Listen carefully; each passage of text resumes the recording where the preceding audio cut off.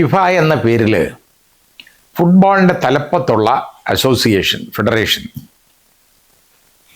ആ ഫെഡറേഷൻ്റെ പ്രസിഡൻ്റായിട്ട് ഇരിക്കുന്നത്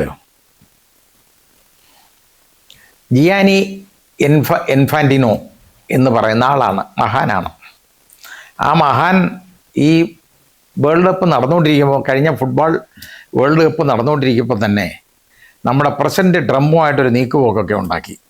ഒരു കാര്യത്തിൽ പ്രസിഡന്റ് ട്രംപ് ഒരാൾക്കെതിരെ, അതായത് റെഡ് കാർഡ് വാങ്ങി ഇറങ്ങിപ്പോയവനെ എതിരെ അവനെ ഒന്ന് തിരിച്ചെടുക്കണം, അവനെ പുറത്താക്കിയ നടപടി ശരിയല്ല, അത് രണ്ടാമതൊന്ന് ചിന്തിക്കണം എന്ന് പറഞ്ഞപ്പോൾ യാതൊരു ഉളുപ്പുമില്ലാതെ ഇയാൾ ആ നേരത്തെ ശരിയായ തീരുമാനം റദ്ദ് ചെയ്തിട്ട് അയാളെ തിരിച്ചു കയറ്റിയതാണ്. അമേരിക്കൻ ടീമിലെ ഒരു പ്ലെയറെയാണ്. അപ്പോൾ യഥാർത്ഥത്തിൽ ആരും ഇങ്ങനെ ചെയ്യാറില്ല. ആ ഒരു പോസ്റ്റിലിരുന്നുകൊണ്ട് ഒരു കാരണവശാലും ഇത്രയും ഒരു വൃത്തികേട് കാണിക്കാത്ത അറിയില്ല. പക്ഷേ ഈ ജിയാനി ഇൻഫാന്റിനോ ആണെന്നുണ്ടെങ്കിൽ ട്രംപിൻ്റെ ആള് എന്നുള്ള പേരിലും ട്രംപ് പറയുന്നത് വേദവാക്യം എന്ന് കരുതുന്ന ഒരാളായതുകൊണ്ടും അയാൾക്ക് ഇങ്ങനെയുള്ള കാര്യങ്ങൾ അനുസരിച്ചേ പറ്റൂ. അതുകൊണ്ട് അയാൾ അതങ്ങ് അനുസരിച്ചു. അത് തൊണ്ട തൊടാതെ അങ്ങ് വിഴുങ്ങി ട്രംപ് പറഞ്ഞ കാര്യം. വേറെ ആരെങ്കിലും ആണെങ്കിൽ ആമ്പിള്ളേരാണെങ്കിൽ പോടാ പുല്ലേന്ന് പറഞ്ഞേനെ, തീർന്നേനെ. കാരണം അയാൾക്ക് ട്രംപിന് ഇതിൻ്റെ മേലിൽ യാതൊരു കൺട്രോളും ഉള്ളതല്ല, ഫിഫയുടെ മേളിൽ. അപ്പോഴാണ് ഫിഫ പ്രസിഡന്റ് ഇതേപോലുള്ള ഒരു പണി ചെയ്തത്. അങ്ങനെ ഒരു തീരുമാനം ഉണ്ടായി. അത് ഒരുപാട് വിമർശനങ്ങൾ വിളിച്ചു വരുത്തിയ ഒരു തീരുമാനമാണ്. അപ്പോൾ ഇയാൾ വിധേയത്വം തെളിയിച്ചിട്ടുള്ള ഒരാളാണ്. അപ്പോൾ അയാൾക്ക് എന്ത് തോന്നിയ ദിവസവും കാണിക്കാം. അങ്ങനെ കളിച്ച് ഈ അടുത്ത സമയത്തൊരു വലിയ കളിയും കളിച്ചു. അപ്പോൾ ഇയാൾക്ക് അന്ന് മുതലേ ഇയാളെ പുറത്താക്കണം എന്ന് ഒരുപാട് പേരെ ആഗ്രഹിച്ചുകൊണ്ടിരിക്കുകയാണ്. കാരണം ഇയാൾ ഒരു ഒറ്റയാൾ തീരുമാനങ്ങൾ പല കാര്യങ്ങളിലും അങ്ങ് എടുക്കും. വിവാദപരമായ ഒരുപാട് തീരുമാനങ്ങൾ ഇതുപോലെ എടുക്കും, അടിച്ചേൽപ്പിക്കും. അതങ്ങ് മടുത്തിട്ട് ഇയാൾക്കെതിരെ വന്നേക്കുന്ന അസോസിയേഷനുകൾ ഒരുപാടെണ്ണം വന്നു. യുഎഫ, അതായത് യുഎഫ എന്ന് പറയുന്നത് യൂറോപ്യൻ ഫുട്ബോൾ ഫെഡറേഷനാണ്. അവർ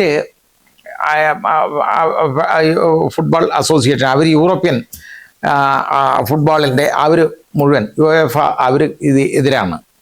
അവർ വന്നു ഇയാളെ സ്ഥാനത്ത് നിന്ന് മാറ്റണം, ഇയാൾ പോകണം എന്നുള്ളതാണ്.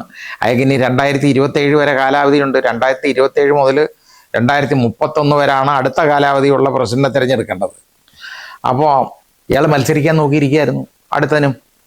കഴിഞ്ഞ 10 വർഷമായിട്ട് ഇയാൾ ഈ പോസ്റ്റിൽ ഇരിക്കുക. അപ്പോൾ ഇതിരുന്ന് സുഖം പിടിച്ചിരിക്കുകയാണല്ലോ വളരെ കാര്യമായിട്ട്. അപ്പോൾ ലോക ഫുട്ബോൾ എന്ന് പറയുന്നത് വളരെ വലുതാണ്. ഇത്രയും രാജ്യങ്ങൾ പങ്കെടുക്കുന്ന ഒരു വലിയ മേളയാണ്, ഒരു മാമാങ്കമാണ്. അതിൻ്റെ തലപ്പത്തിരുന്നുകൊണ്ട് ഇതുപോലുള്ള തോന്നിവാസങ്ങൾ കാണിക്കുകയാണ്.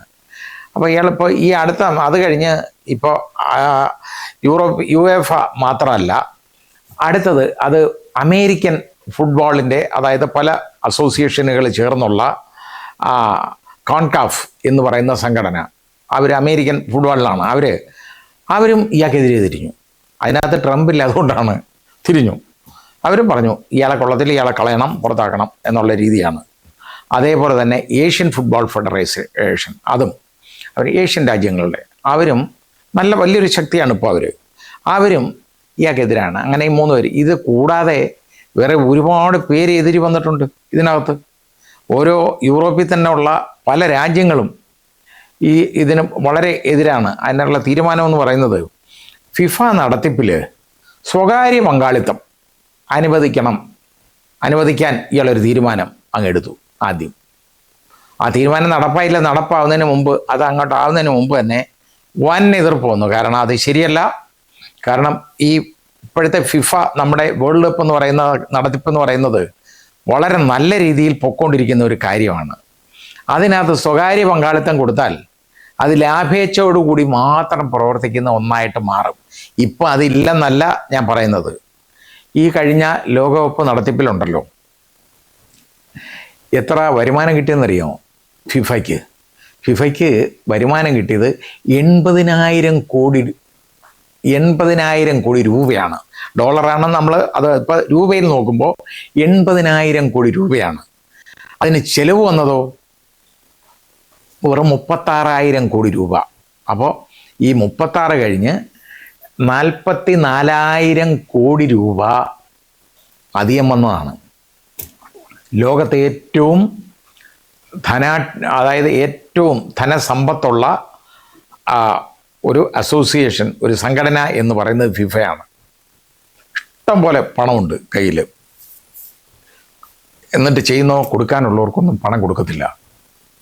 കാരണം ഇവിടെ ഈ വേൾഡ് കപ്പ് നടത്തിയ സ്ഥലങ്ങളുണ്ടല്ലോ, ആ സംസ്ഥാനങ്ങൾ, അവർക്ക് ഓരോരുത്തർക്കും 9 കോടി രൂപ കൊടുക്കാമെന്നുള്ള ഒരു വാഗ്ദാനത്തിലാണ് അവർ ഇതൊക്കെ ഗ്രൗണ്ടും ടെറഫും എല്ലാം ഒരുക്കി വെച്ചത്. അതിനു വേണ്ടിയാണ്. അവർക്ക് ഒരുപാട് ചിലവുണ്ട്. 9 കോടി രൂപ കൊടുക്കാം എന്ന് പറഞ്ഞിട്ട് ആ വാഗ്ദാനം പാലിച്ചില്ല, കൊടുത്തില്ല, കാശ് കൊടുത്തിട്ടില്ല. ഇനി അവർ ആ പണത്തിന് പുറകെ നടക്കണം. അങ്ങനെ ഇരുന്നപ്പോഴാണ് ഇയാൾ ഈ തീരുമാനം എടുത്തത്. ഈ തീരുമാനത്തെ ഒരുമാതിരിപ്പെട്ട ആളുകൾ മുഴുവൻ അങ്ങ് എതിർത്തു. നോർവേ ഉൾപ്പെടെയുള്ള യൂറോപ്യൻ രാജ്യങ്ങൾ അതിനെതിരായി. അവർ പറഞ്ഞ് ഇതൊന്നും അനുവദിക്കാൻ പറ്റുന്നതല്ല, കാര്യമല്ല, തോന്നിയാസമാണ്, ഇത് ചെയ്യാൻ പാടുള്ളതല്ല, ഇതിനകത്ത് സ്വകാര്യ പങ്കാളിത്തമൊന്നും അനുവദിക്കാൻ ഒക്കത്തില്ല, ഇതുപോലുള്ള തീരുമാനങ്ങൾ എടുക്കാൻ ഇയാൾക്ക് അവകാശവും അധികാരമില്ല, ഇയാളെ പുറത്താക്കണം എന്നുള്ളത്. ഇനി ഈ ഫിഫയുടെ ഭരണഘടന അനുസരിച്ച് ഈ പുറത്താക്കുക എന്ന് പറയുന്നത് വളരെ ബുദ്ധിമുട്ടുള്ള ഒരു കാര്യമാണ്. അവിശ്വാസം കൊണ്ടുവന്നിട്ട് എല്ലാ അംഗങ്ങളും അതിനകത്ത് പാർട്ടിസിപ്പേറ്റ് ചെയ്ത് അതിൽ ഭൂരിപക്ഷം പേര് അവിശ്വാസം രേഖപ്പെടുത്തണം, എന്നാലേ പറ്റുള്ളൂ. ഏതാണ്ട് 68 രാജ്യങ്ങളാണ്, 68 രാജ്യങ്ങളാണ് ഇതിൽ പാർട്ടിസിപ്പേറ്റ് ചെയ്യുന്നത്. അപ്പോൾ അത് കൂടണമെന്നുണ്ടെങ്കിൽ ആ സമ്മേളനം, അതായത് അവിശ്വാസ പ്രമേയം ചർച്ചയ്ക്കെടുക്കാനായിട്ടുള്ള മീറ്റിംഗ് കൺവീൻ ചെയ്യണമെങ്കിൽ 38 അംഗങ്ങളുടെ പിന്തുണ വേണം, എന്നാലേ പറ്റുള്ളൂ. അപ്പോൾ അതൊക്കെ കുറച്ച് ബുദ്ധിമുട്ടുള്ള, ഇതിന് കോർഡിനേറ്റ് ചെയ്യാനൊന്നും ആരും വെളിയിൽ നിൽക്കുന്നില്ല. അപ്പോൾ അവർ ആരും അതിനായിട്ട് അങ്ങോട്ട് മുമ്പോട്ട് വരാൻ സാധ്യത കുറവാണ്. അതാണ് ഇയാൾക്കുണ്ടാവുന്ന മേൽക്കൈ ഈ കാര്യത്തിൽ. പക്ഷേ അതൊക്കെ പോട്ടെ, അയാളെ വെളിയിലാക്കണ്ട. അടുത്ത ഈ പീരീഡ് കഴിയുമ്പോൾ ഇയാൾ വീണ്ടും മത്സരിക്കാനിരിക്കുകയാണ്. മത്സരിച്ചാൽ യൂറോപ്യൻ ഫുട്ബോൾ ഫെഡറേഷൻ അവരുണ്ടല്ലോ, അവർ സ്ഥാനാർത്ഥി നിർത്തുമെന്ന് പറഞ്ഞേക്കാണ്. അങ്ങനെ ഒരു മത്സരം അവിടെ വരാറില്ല, സാധാരണ അങ്ങനെ വരാറില്ല ആരെങ്കിലും. കാരണം ഒരു സമവായത്തിൽ ഉള്ള പോക്കാണ് ഈ പോയിക്കൊണ്ടിരിക്കുന്നത്. അപ്പോൾ ഇയാളിനി വരാനാണെങ്കിൽ എതിർപ്പ് ഒരുപാട് കൂടും, എതിർക്കാൻ ഒരുപാട് ആളുകളുണ്ട്. ഇപ്പോൾ ആ രീതിയിലേക്ക് വന്നിട്ടുണ്ട് കാര്യങ്ങൾ. അതുകൊണ്ട് ഇയാൾക്ക് ജിയാനി ഇൻഫാന്റിനോവിന് അത്ര എളുപ്പമുള്ള കാര്യങ്ങളല്ല ഇനി നടക്കാൻ പോകുന്നത്. കുറച്ച് ബുദ്ധിമുട്ട് വരണം. കാരണം വലിയ ധനാഢ്യനായിട്ട് ഇപ്പോൾ ഇരിക്കുന്ന ആളാണ്. ഇതുപോലുള്ള തോന്നിവാസങ്ങളെല്ലാം ഇരുന്ന് കാണിക്കുക. എന്നിട്ടിപ്പോൾ എന്താണെന്നറിയോ, ഏതെങ്കിലും വേദിയിൽ നിന്ന് വഴയ്ക്കാൻ അയാൾക്ക് അടുത്ത ഇലക്ഷനിലും ജയിക്കാനായിട്ട് ഇപ്പോൾ ഉള്ള സഹായം ചോദിച്ചുകൊണ്ട് അദ്ദേഹം പോയിട്ടുണ്ട്. ആർക്കും സഹായം കൊടുക്കുന്ന ഒരു വലിയ മനുഷ്യനുണ്ട് നമ്മുടെ ലോകത്ത്, കേട്ടോ, ട്രംപിൻ്റെ അടുത്ത് പോയേക്കാണ് ഇപ്പോൾ. എന്തോന്നറിയോ, സപ്പോർട്ടർ ചോദിച്ചുകൊണ്ട്. ട്രംപ് വിചാരിച്ച ഇതിനകത്ത് യൂറോപ്യൻ ഫുട്ബോൾ അവർ നിൽക്കുമോ? അവർ വലിയ ശക്തിയാണ്. ഏഷ്യൻ അവർ നിൽക്കുമെന്ന് സാധ്യത കുറവാണ്. അതേപോലെ തന്നെയാണ് ബാക്കി ഇതുപോലെ ഉള്ള അസോസിയേഷൻ. അമേരിക്കയിലെ കാൺകാഫ് തന്നെ നിൽക്കത്തില്ല, പിന്നല്ലേ ബാക്കിയുള്ളവരുടെ കാര്യം. അതുകൊണ്ട് അത്ര എളുപ്പമല്ല. ഇയാൾ മിക്കവാറും വെളിയിലാകാനുള്ള സാധ്യതകൾ തെളിയുന്നുണ്ട്. അയാൾ അടുത്ത ഇലക്ഷന് മിക്കവാറും ഈ എതിർപ്പ് പരിഗണിച്ച് മത്സരിക്കാൻ സാധ്യത കുറവാണെന്ന് പറയപ്പെടുന്നു.